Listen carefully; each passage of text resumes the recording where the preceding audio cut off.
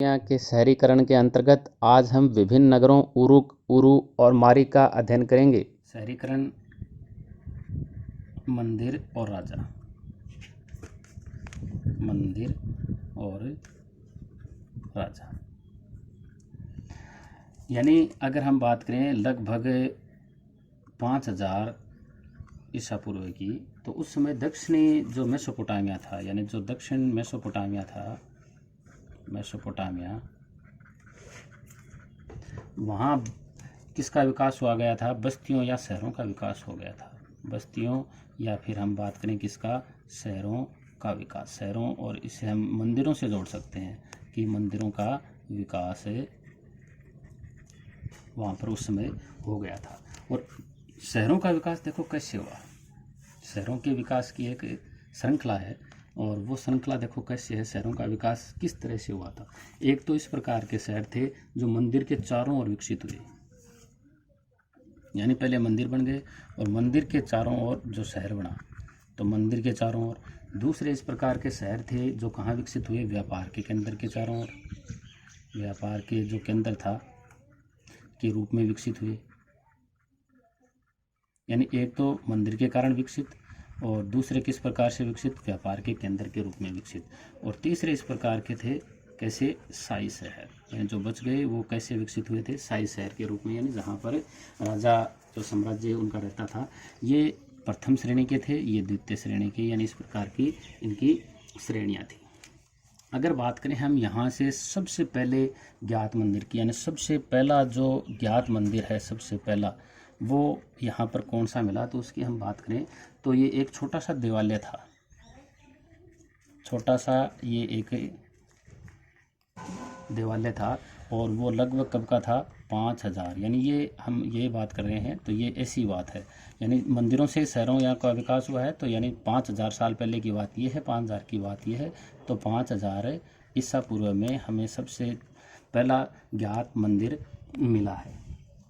और अगर हम बात करें तो ये जो मंदिर हैं वो क्या होते थे? तो मंदिर हैं वो क्या हैं? देवी देवताओं के निवास स्थान हैं। जो देवी या फिर देवता हैं उसके क्या हैं जी? निवास स्थान। यानी कैसे थे ये, क्यों बनाए जाते? तो देवी देवताओं के निवास स्थान होने के कारण। तो प्रारंभ में जब ये बनने शुरू हुए थे तो उस समय तो ये साधारण जो अपने घर हैं, साधारण घर वैसे ही बनते थे, लेकिन बाद में उसके अंदर थोड़ा सा परिवर्तन किया जाने लगा। तो जो बाहरी दीवारें हैं वो खासकर जो अंतराल हैं, यानी जो बाहरी दीवारें इनकी हैं, परिवर्तन यानी घरों के मुकाबले थोड़ा सा परिवर्तन इनमें करने जाने लगा। जो बाहरी दीवारें हैं जैसे अंतराल हैं वो अंदर और बाहर मुड़े रहते हैं, यानी जो अंतराल हैं वो अंदर की तरफ और बाहर की तरफ क्या रहते थे? मुड़े रहते थे। तो इस प्रकार से ये मंदिर हम कह सकते हैं कि देवताओं के निवास स्थान थे। और ये कैसे बने होते थे? अगर हम मंदिरों की बात करें तो ये कच्ची ईंटों से बने थे उस समय, यानी कच्ची ईंटों से बने हुए होते थे। और इनके अगर हम देवता की बात करें तो एक है उर और दूसरे हैं इन्नाना। उर देवता थे वो थे चंद्र देवता। चंद्र देवता को क्या कहा जाता था? उर। और जो इन्नाना थी, इन्नाना प्रेम व युद्ध की देवी थी। प्रेम व युद्ध की देवी थी। अब देवी देवता जो थे इनके, तो उन देवी देवताओं को भोग क्या लगाया जाता था? यानी जो देवी देवता हैं उनको भोग किन किन चीज़ों का लगाया जाता था? तो अन्न का, दही का और मछली का, इन चीज़ों का उस समय भोग भी लगाया जाता था। यानी इस कारण आराध्य देव स्वामी, यानी ये एक तो अन्न है वो खेती के लिए, दही पशुपालन के लिए, यानी पशुपालन इनका अच्छा रहे, और मछली यानी जो मत्स्य क्षेत्र है। तो इन सभी चीज़ों का देवी देवता फिर क्या बन गए जी? आराध्य देव बन गए, यानी इनका ये स्वामी बन गए। और मंदिरों में जो उपज है, अगर हम बात करें मंदिरों में जो उपज है उसको क्या किस में बदलने लगा? यानी जो भी उपज है, चाहे वो गेहूं है, बाजरा है, जो भी है, उनको जो भी उपज यहाँ पर आती थी उनको किस में बदलने लगा? फिर वस्तुओं में बदला जाने लगा। वस्तुओं में बदला जाने लगा। यानी यहाँ पर हम मान सकते हैं कि एक प्रकार से कुटीर उद्योग या उद्योग धंधे यहाँ पर शुरू होने लगे, बदला जाने लगा यहाँ पर। और जैसे हम कह रहे हैं, जैसे एग्जाम्पल हैं इसके, तेल निकालना, यानी वहाँ पर तेल बहुत सारे व्यक्ति हैं वो मिलकर, जो भी सरसों वगैरह है, किसी का भी तेल निकालना हो तो तेल निकालना है।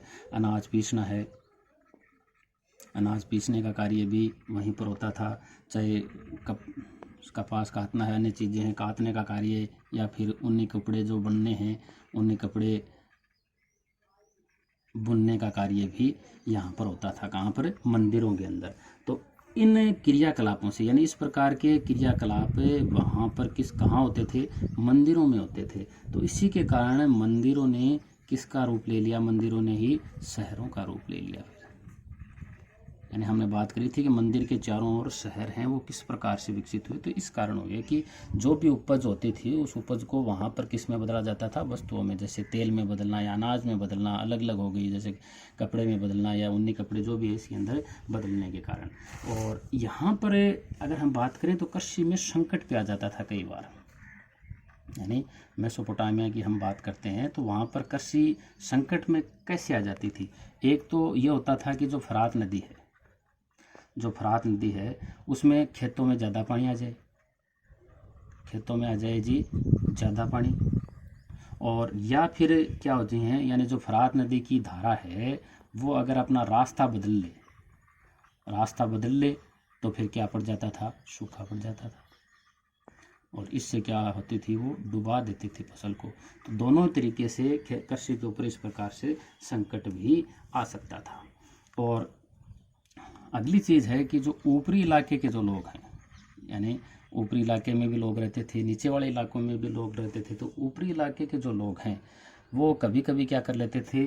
जल धारा, जो यानी जो जल की धारा आती थी उसमें से जो गाद यानी जो मिट्टी है उसको वो निकालते नहीं थे, यानी नहीं निकालते थे। और अगर वो वहाँ से उस गाद को नहीं निकालेंगे तो पानी का बहाव है वो क्या हो जाएगा? रुक जाएगा। और रुक जाएगा तो जो नीचे के इलाके वाले लोग हैं, नीचे के इलाके वाले लोग हैं उनको फिर पानी नहीं मिलता था। और उनको पानी नहीं मिलेगा तो पानी के लिए वो क्या करेंगे जी? झगड़े करेंगे। तो इसके कारण यानी ऊपरी इलाके वाले लोग और नीचे इलाके वाले लोगों के अंदर आपस में पानी के लिए बार बार झगड़े हो जाते थे, बार बार इनके अंदर इसके लिए झगड़े हो जाते थे। और इस लड़ाई के अंदर, यानी ये जो लड़ाइयाँ होती थी इसके अंदर जो भी जीतता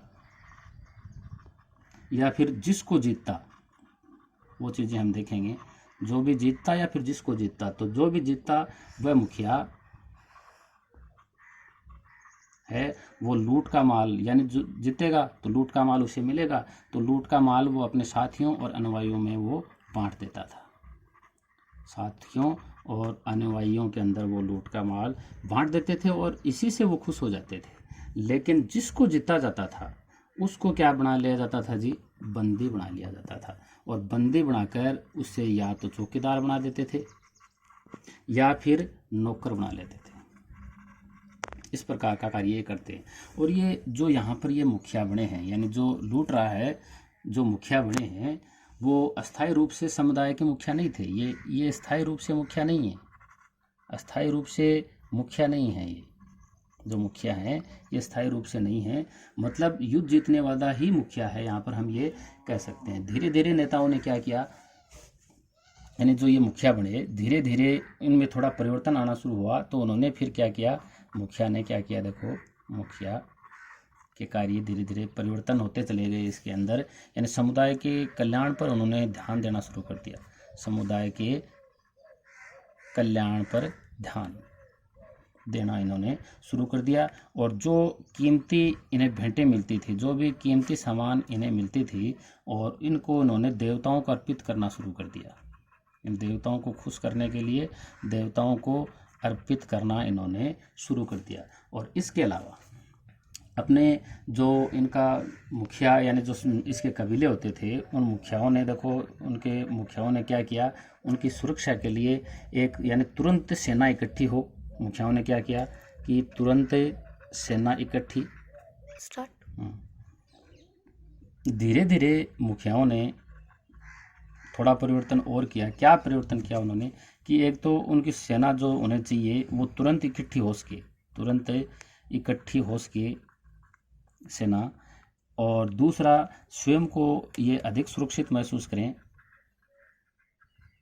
तो इसके लिए उन्होंने क्या किया कि ग्रामीणों को पास बसने के लिए प्रेरित किया, यानी जो ग्रामीण थे उनको पास बसने के लिए प्रेरित किया। अगर वो पास बसेंगे तो सेना है वो तुरंत इकट्ठी हो जाएगी और ये स्वयं को सुरक्षित भी महसूस कर सकेंगे।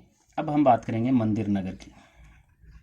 मंदिर नगर, और मंदिर नगर में हम बात करते हैं उरुक की। उरुक है वो 4200 ईसा पूर्व से 400 ईस्वी तक अस्तित्व में रहा, उरुक की कहानी। और गांव का उजड़ना, और यानी नगर जो ये हैं, यानी ये जो नगरों का निर्माण किस प्रकार से हुआ। अगर हम नगर निर्माण की बात करें, मंदिर नगर निर्माण की बात करें तो कैसे होता है, या तो गांव उजड़ जाए, गांव का उजड़ना, और वहाँ से आबादी का विस्थापन।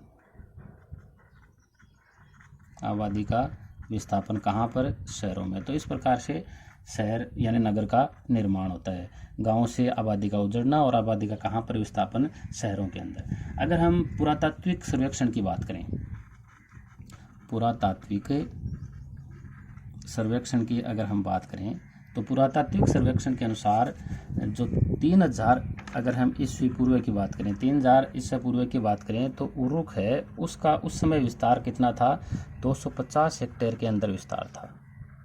उस समय 250 हेक्टेयर के अंदर विस्तार था ये। और यानी ये इतना था कि जो शताब्दियों बाद जो मोहनजोदड़ो की अगर हम बात करें, मोहनजोदड़ो से ये दुगुना था उस समय।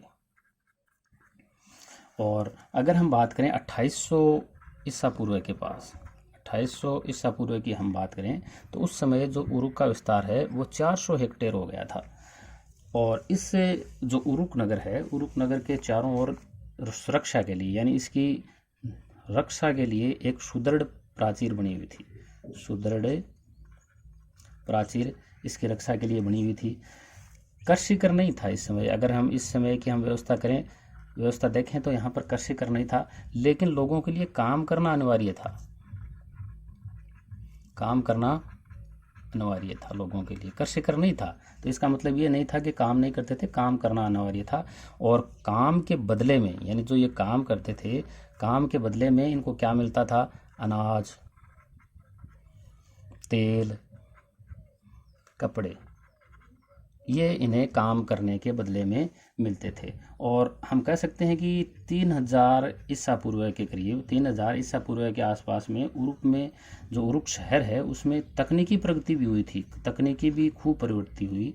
और जिस प्रकार यहाँ पर शिल्प कला में सुधार हुआ, शिल्प कला जो थी, शिल्प कला में सुधार, यानी शिल्प कला के सुधार के अंतर्गत हम मान सकते हैं जैसे मूर्तिकला हुआ उस समय। यानी मूर्तियां हैं वो किस प्रकार, यानी चिकनी मिट्टी की अपेक्षा आयातित पत्थरों से ज़्यादा बनाई जाती थी। यानी चिकनी मिट्टी तो थी, चिकनी मिट्टी से तो मूर्तियां बनती थी, और चिकनी मिट्टी की अपेक्षा ज़्यादा किससे बनाई जाती थी, जो पत्थर ये आयात करते थे, आयातित जो भी धातु या पत्थर थे उनसे मूर्तियाँ हैं वो ज़्यादा बनाई जाती थी। इसके अलावा कांस्य के जो औजार हैं, औजारों का प्रयोग भी उस समय किया जाता था। अगर हम तकनीक की बात करें उस समय की तकनीक की, और ईंटों के स्तंभ बनाने की तकनीक भी इन्होंने ईजाद कर ली थी। ईंटों के स्तंभ बनाने की तकनीक भी। और इसके अलावा मिट्टी के कोन, यानी हम बात करें मिट्टी के कोन या फिर मिट्टी के शंकु, और उनको पकाकर या फिर उन्हें रंग कर मंदिर की दीवारों को सुशोभित करना, ये भी उन्होंने सीख लिया था, मंदिर की दीवारों को सजाना इससे।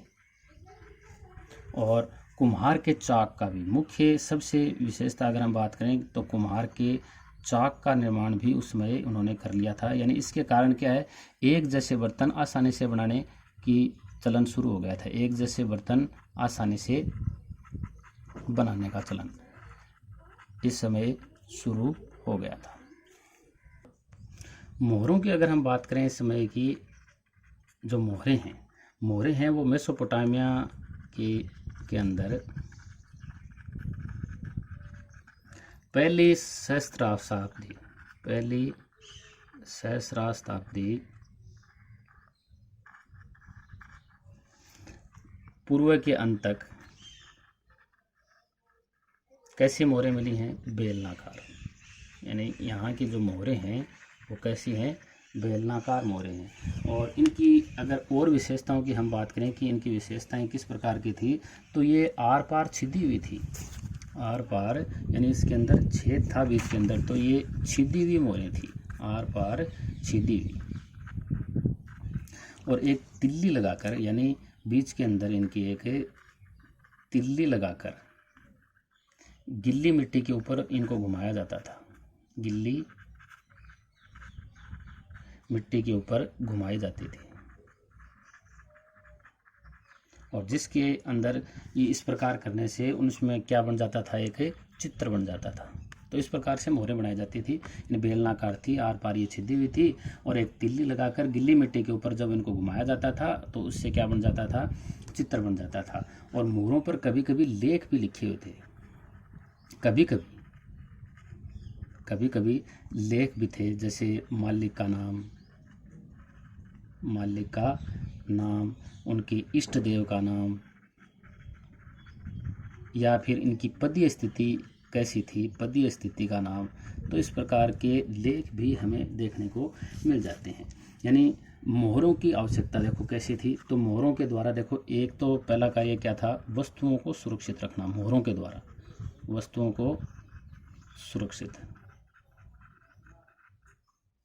करना का प्रतीक था। और दूसरा था, जो भी पत्थर भेजा जाए तो पत्थर की प्रामाणिकता का प्रतीक। पत्थर की प्रामाणिकता का प्रतीक। तो ये दो कार्यों में देखो किस प्रकार से, यानी वस्तुओं को सुरक्षित वो उस समय किस प्रकार से करते थे। तो जो भी गठरी है या फिर जो भी वस्तु है, ठीक है, उसका जो भी वस्तु है उसका ऊपर से जो मुंह है, उसको मुंह को वो क्या करते थे? गिल्ली मिट्टी से लेपते थे। गिल्ली मिट्टी से लिपाई उसकी करते, और लेपने के बाद में उसके ऊपर क्या लगा देते थे? मोहर की छाप। तो मोहर की छाप लगा दी और तो वो क्या हो जाती थी? सुरक्षित हो जाती थी। इसी प्रकार कोई भी मिट्टी की टेबलेट या पट्टिका पर उन्होंने लिखा, और नीचे उसके ऊपर लिखने के बाद में क्या लगा दी? मोहर। यानी ये मोहर लगा दी तो पत्थर की क्या हो जाती थी? प्रामाणिकता हो जाती थी। अब अगले हम शहर की बात करते हैं। अभी हमने उरुक की बात करी, उर की। तो उर की जो खुदाई है वो 1930 में खुदाई की गई इसकी। और यहाँ पर अगर हम देखते हैं तो साधारण घरों की खुदाई में, यानी जो घर थे यहाँ के घर क्या थे? टेढ़ी मेढ़ी घरों के अंदर टेढ़ी मेढ़ी संकरी गलियाँ थी यहाँ पर। यानी हम कह सकते हैं कि ये जो शहर है उर, ये व्यवस्थित रूप से उस समय नहीं बसा होगा। और यानी इसके कारण जो ये गलियां थी, यानी जो टेढ़ी मेढ़ी थी, इसके कारण पहिए वाली गाड़ी जो थी, पहिए वाली जो गाड़ी है वो इन गलियों में आसानी से नहीं जा पाती थी। तो इसके कारण जो भी सामान है वो क्या करते थे? ये गधों पर लाद कर लाते थे। उर के अंदर की हम बात कर रहे हैं कि उर के अंदर जो सामान है वो गधों पर लाद कर, जो भी, चाहे उनको अनाज के बोरे लाने हों या फिर ईंधन के गट्ठे लाने हों, ये सभी वो किसके ऊपर लाते थे? गधों पर लाद कर लाते थे। तो हम कह सकते हैं इस प्रकार से कि यहाँ पर नगर नियोजन का अभाव था। यानी उर के अंदर नगर नियोजन का अभाव था। क्यों? क्योंकि एक तो यहाँ पर पतली और क्या थी? घुमावदार गलियाँ, पतली और घुमावदार गलियाँ, और घरों के जो भूखंड हैं उनका आकार भी एक सा नहीं था। तो हम कह सकते हैं घर भी एक जैसे नहीं थे। यानी किसी का जो भूखंड है वो बड़े आकार का था और किसी का छोटे आकार का था। और जल निकासी की अगर हम बात करें यहाँ की उर की जल निकासी की, तो नालियों का भी यहाँ पर अभाव था। नालियों का अभाव भी यहाँ देखने को मिलता है। इस कारण यानी जो भी अगर नालियाँ नहीं थी तो इनके जो घर से जो कचरा निकलता था, चाहे वो कचरा निकले या फिर जो गंदा पानी है, तो इसके लिए क्या करते थे, घरों में के अंदर ये एक हौज यानी गड्ढा बना लेते थे और उसके अंदर ये इसको डाल देते थे। और जो भी कूड़ा कचरा यहाँ पर, अगर हम कूड़ा कचरे की बात करें, यानी ये तो गंदे पानी के लिए हौज है, कचरा और पानी जो घरों के अंदर बने इसके अंदर डाल दिया, लेकिन जो कूड़ा कचरा है, जो गंदगी है, उसको वो कहाँ डालते थे, तो उसको वो घर से बाहर गली के अंदर ही डालते थे। घर से बाहर गली के अंदर ये कचरे को डाल देते थे। और अगली चीज़ इन्होंने क्या करी, जो घर हैं, घरों के अंदर गोपनीयता इनकी बनी रहे। गोपनीयता ये बनाए रखने के लिए क्या करते थे कि दरवाज़ों का घर के आंगन में खुलते थे, यानी इनके जो दरवाजे हैं वो आंगन की तरफ यानी खुलते थे इनके। और रोशनी के लिए इनकी खिड़कियां नहीं थी, रोशनी के लिए खिड़कियां नहीं थी। क्या था रोशनी के लिए, सिर्फ दरवाजे थे इनके। और घरों के अंदर के बारे में अंधविश्वास, यानी इनके शकुन अपशकुन ये भी थे इनके घरों के अंदर। अंधविश्वास की हम बात करें, यानी शकुन अपशकुन, इसको भी ये मानते थे। कैसे मानते थे, जैसे एक आधे उदाहरण हम इनके देखते हैं, एग्जाम्पल देखते हैं इनके, कि सामने का जो दरवाज़ा था इनका घर का, जो लकड़ी का बना हुआ था, सामने का लकड़ी का जो दरवाज़ा था, जो मेन गेट होता है, वो क्या है, वो घर के बाहर की ओर न खुले। अगर घर की ओर न खुले तो सौभाग्य नहीं होता था, तो घर की ओर खुलना चाहिए, वो घर की ओर खुले तो सौभाग्य प्रदान करे। यानी सामने का दरवाज़ा दूसरे घर की ओर न खुले तो सौभाग्य प्रदान करता है, यानी अपने घर की ओर खुलना चाहिए, तब उसे क्या मिलेगा जी, सौभाग्य मिलेगा। और दूसरा उदाहरण, यानी इस प्रकार के शकुन अपशकुन के दूसरे की बात करें तो घर का जो लकड़ी का जो ये दरवाज़ा है, दरवाज़ा जो मुख्य जो दरवाज़ा है, वो भीतर की ओर न खुलकर कहाँ खुले, बाहर की ओर। भीतर की ओर न खुलकर अगर बाहर की ओर खुले, बाहर की ओर खुले, तो जो पत्नी है वो अपने पति के लिए यंत्रणा का काम करेगी। पत्नी है वो पति के लिए कैसा काम करेगी, यंत्रणा का काम करेगी।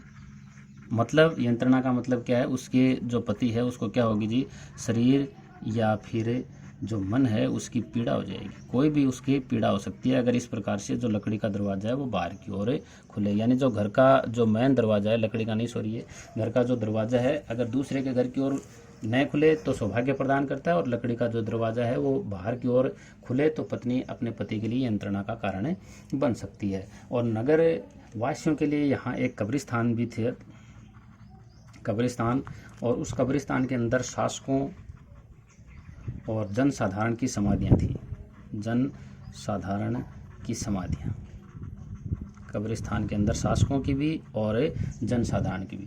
लेकिन हमें कई इस प्रकार के भी मिले हैं कि कई लोग हैं, कुछ लोग हैं, वो अपने फर्श के अंदर भी दफना देते थे, फर्श के अंदर भी दफनाए पाए गए।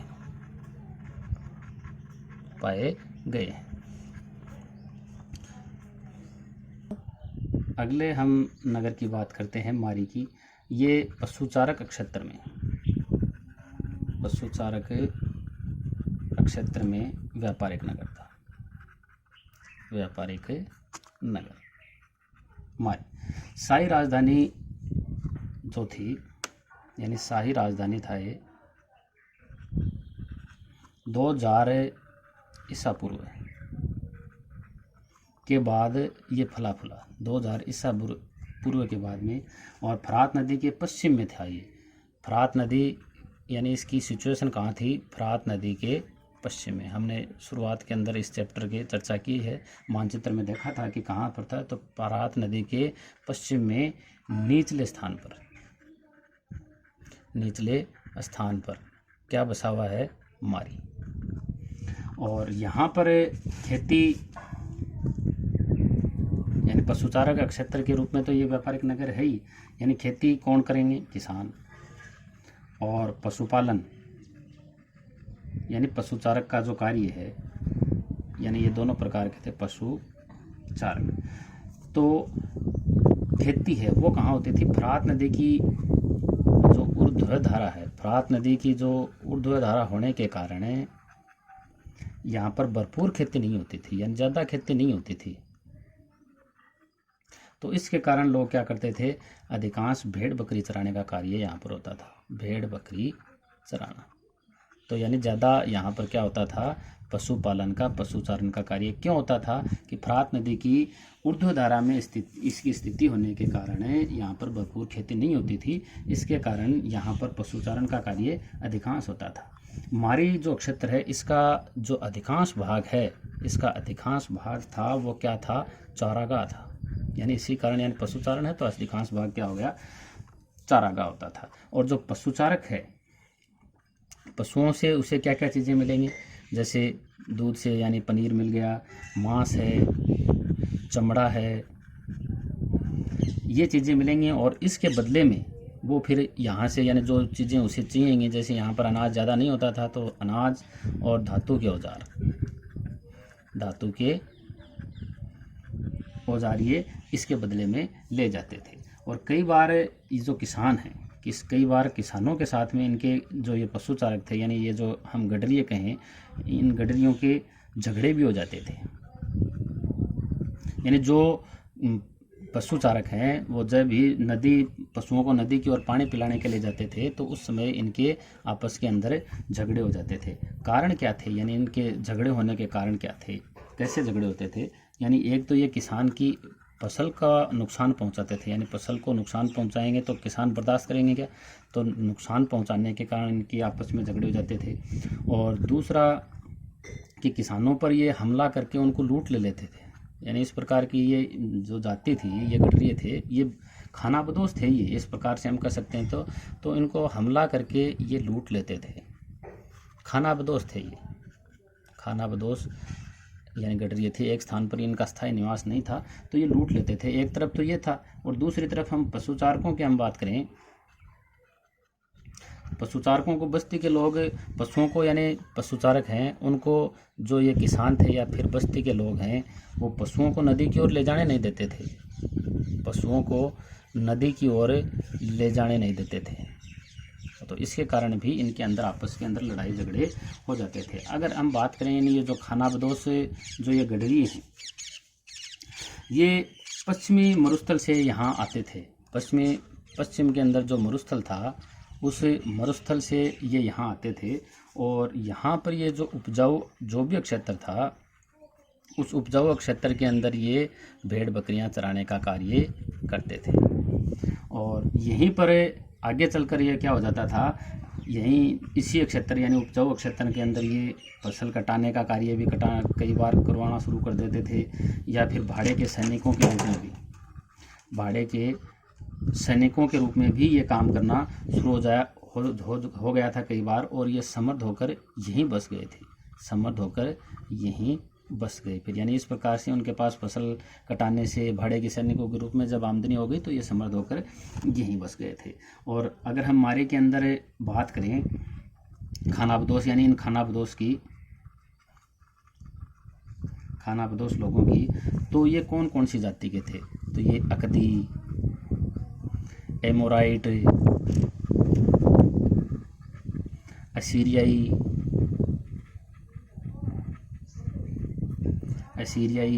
आर्मेनियाई, इस जाति के थे ये। यानी खानाबदोश के अंदर अकदी थे, एमोराइट थे, असीरियाई और आर्मेनियाई जाति के लोग थे।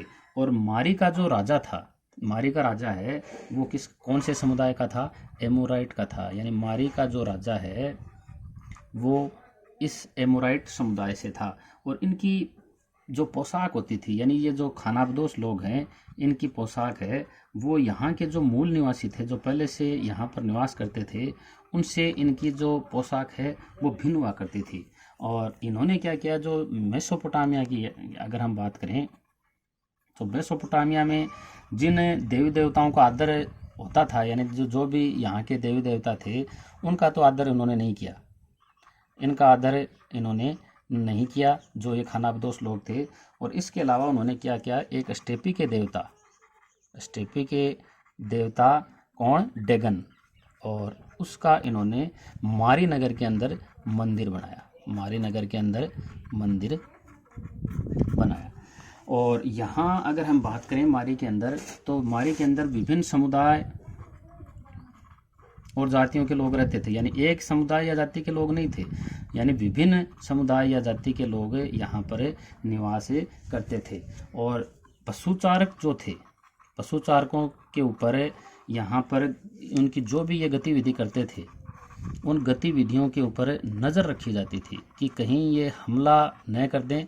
तो हमले को रोकने की आशंका के तहत पशुचारकों के ऊपर नज़र रखी जाती थी। और यहाँ से होकर अगर हम बात करें तो यहाँ से, यानी ये जो कौन सा शहर है, मारी शहर, मारी शहर से होकर लकड़ी, तांबा, रांगा, तेल, मदिरा और अन्य माल, जो भी अन्य माल है वो फरात नदी के रास्ते कहाँ जाता था, दक्षिण में,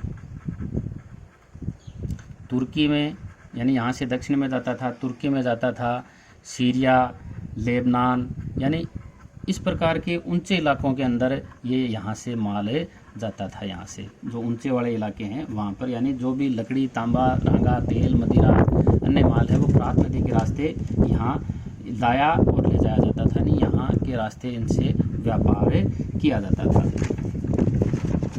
तो दक्षिण में जो भी जलपोत हैं, यानी दक्षिण में जाने वाले जो भी जलपोत हैं उनका रास्ता कहाँ से होकर गुजरता था, मारी से। तो मारी में जब गुजरता था तो मारी के अंदर वो रुक जाते थे। और मारी के जो लोग हैं यहाँ पर जो रुकते थे, यानी जो माल लदे हुए जहाज आते थे, लदे हुए जहाज जो आते थे उसका वो 10% प्रभार यानी उसका कर लेते थे। मारी के लोग हैं वो वहाँ से, यानी जो भी लदे हुए माल के जहाज आते थे उससे 10% कर लेते थे। और कुछ जो पट्टिकाएँ हैं, इनकी पट्टिकाएँ हैं, उसके अंदर जो साइप्रस द्वीप है के अंदर अलाशिया से तांबा आने का उल्लेख होता है, तांबा आने का उल्लेख होता है, तांबा आने का उल्लेख मिलता है। यानी यहाँ हम बात करें तांबे और टीन के व्यापार के लिए मशहूर था कौन, साइप्रस द्वीप। यानी साइप्रस द्वीप है वो तांबे और टीन के व्यापार के लिए प्रसिद्ध था। तो यहाँ से, यानी अलासिया, साइप्रस द्वीप में अलासिया से तांबा आने का उल्लेख मिलता है। और रांगा का भी यहाँ पर, यानी साइप्रस द्वीप की हम बात करें तो रांगा का भी व्यापार यहाँ से होता था। और कांसा है, यानी कांसे की हम बार बार चर्चा कर रहे हैं, कांसे का औजार यानी हथियार वगैरह बनाने के अंदर इनका ये मुख्य सामग्री थी, यानी कांसे से मुख्य औजार बनाए जाते थे। तो कांसे औजार बनाने की मुख्य सामग्री क्या थी, कांसा थी। तो इस प्रकार हम कह सकते हैं कि जो मारी है वो सैनिक दृष्टि से तो इतना सफल नहीं था।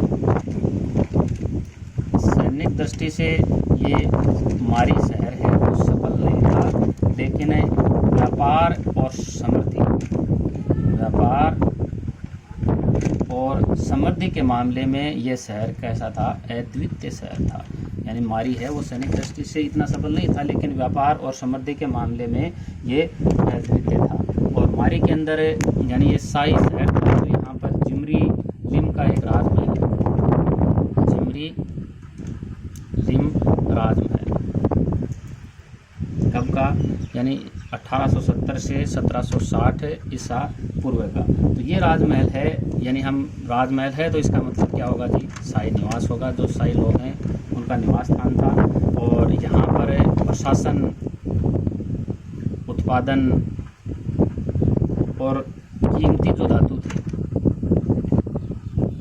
कीमती धातु और आभूषण निर्माण का केंद्र था। ये आभूषण निर्माण का के अंदर भी ये क्या था, ये राजमहल था, जो जिमरीलम का राजमहल था। और ये राजमहल की हम बात करें तो ये 2.4 हेक्टेयर के अंदर फैला हुआ था, 2.4 हेक्टेयर के अंदर फैला हुआ, और इसके अंदर कुल 260 कक्ष थे। जिमरीलम का जो ये राजमहल है मारी का, इसके अंदर 2.4 हेक्टेयर में फैला हुआ, 260 इसके अंदर कक्ष बने हुए हैं, और सिर्फ इसके अंदर एक ही प्रवेश द्वार है, और वो प्रवेश द्वार है वो किधर है, उत्तर दिशा में, यानी उत्तर की ओर सिर्फ एक ही इसके अंदर प्रवेश द्वार है। और इसका जो खुला प्रांगण है, अगर इसके खुले प्रांगण की बात करें तो खुला प्रांगण है वो सुंदर पत्थरों से जड़ा हुआ है, सुंदर पत्थरों से जुड़ा विशाल इसके अंदर खुला प्रांगण है। और जो इसका सभागृह था, उस सभागृह के अंदर अतिथि यानी जो राजा है वो किससे मिलता था, अतिथियों से मिलता था और प्रमुख लोगों से मिलता था। यहाँ पर मेसोपोटामिया संस्कृति के शेष भाग का अध्ययन हम अगले वीडियो में करेंगे।